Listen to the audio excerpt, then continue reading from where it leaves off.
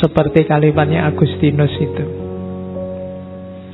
Jadi katanya Agustinus, apakah waktu itu jika tak seorang pun mengajukan pertanyaan, aku tahu. Tapi jika seseorang mengajukan pertanyaan dan aku mau memberi penjelasan, aku tidak tahu lagi. Ini kalimat yang jujur dari Agustinus. Kita sering semacam ini. Dalam banyak kasus, dalam banyak hal kita itu sering merasa tahu.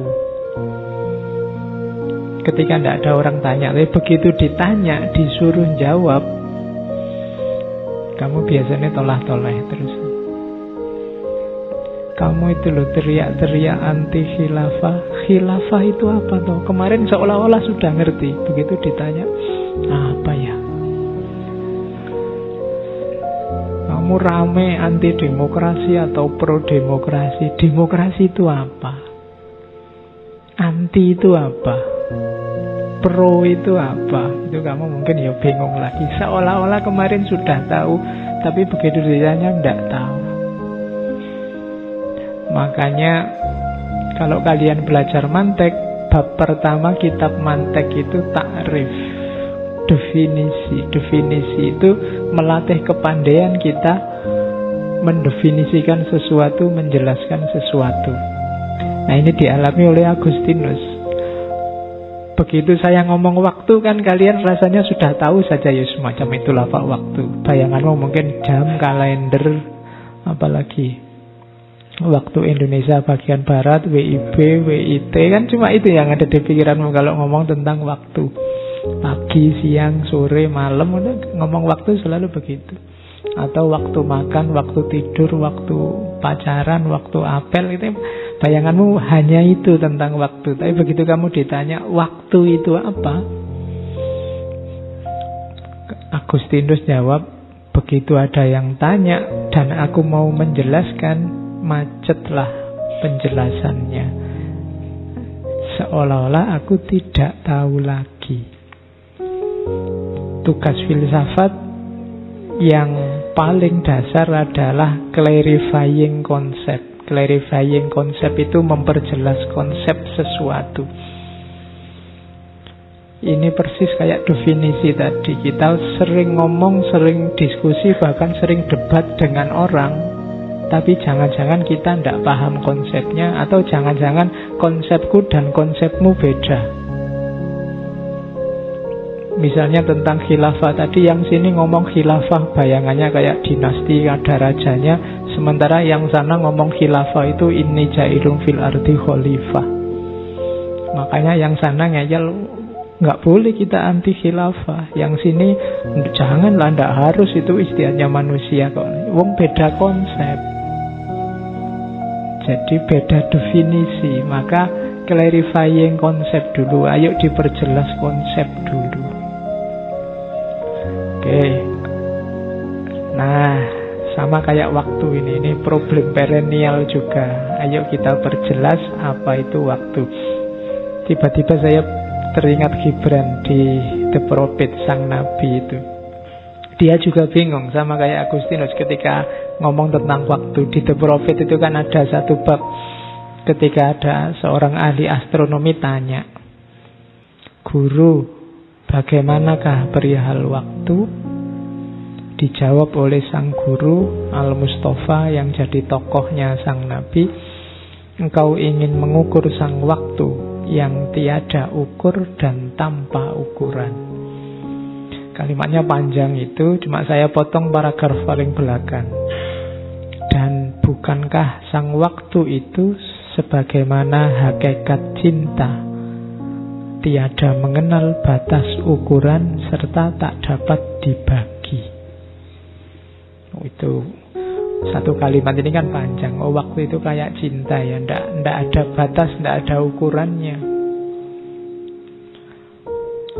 Awal itu ndak bisa diukur. Paling awal itu kapan, susah ngukurnya. Akhir juga ndak bisa diukur. Paling akhir itu kapan, dibagi-bagi juga susah.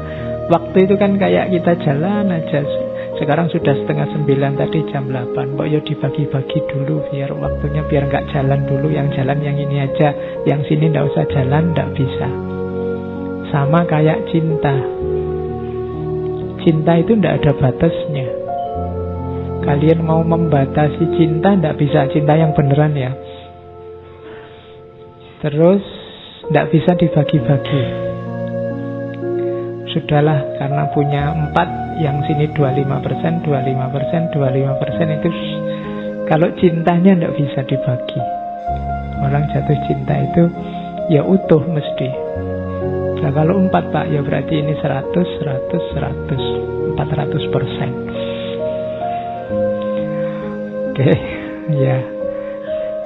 Jadi apa itu cinta, Gibran? Apa itu waktu? Ya waktu itu kayak cinta gitu aja. Tapi apabila ada keharusan dalam pikiran untuk membagi sang waktu ke dalam ukuran musim semi dan musim dingin, ukuran musim demi musim, maka biarkanlah tiap musim merangkum musim lainnya.